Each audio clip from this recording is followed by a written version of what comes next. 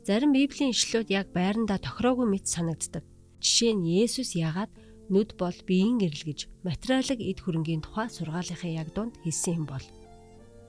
Газарт өөрсдөө эрдэнэс буу хураа болон та нар бурханд ба мааманд зэрэг үйлчилж чадахгүй гэсэн үгсийн дунд. Нүд бидний эрдэнэстэй ямар холбоотой юм бэ?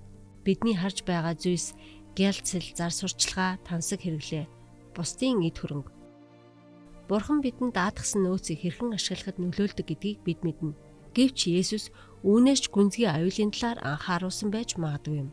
Түүний замаар алхахыг хичээхдээ нэг нүдэрээ тэнгэрт байгаа эрдэнсийг, нөгөө нүдэрээ дэлхийн эд зүйлсийг харж явах аюул. Ингэж бид солилцсон харцтай Христэд итгэгчд болдог буюу хараа маань хуваагдсанаас болж мөнхийн зүйлсэд тодорхой төвлөрч чаддаггүй. Бурхандаа талархъя. Есүс бидэнд хараа гэдгийг тосыг санал болгодог. Ингэснээрээ бид хоёр нүдээ хоёулангийн түүнд түүний золиос нь чиглүүлж загалмаа төвлөрсөн Христэд итгэгчд болж чадна. Есүс чиглэсэн харцаа тогтоох тусам тэнгэрт эрдэнэс хураах хүсэл маань нэмэгдэнэ. Гэхдээ зөвхөн хүсэл хангалтгүй.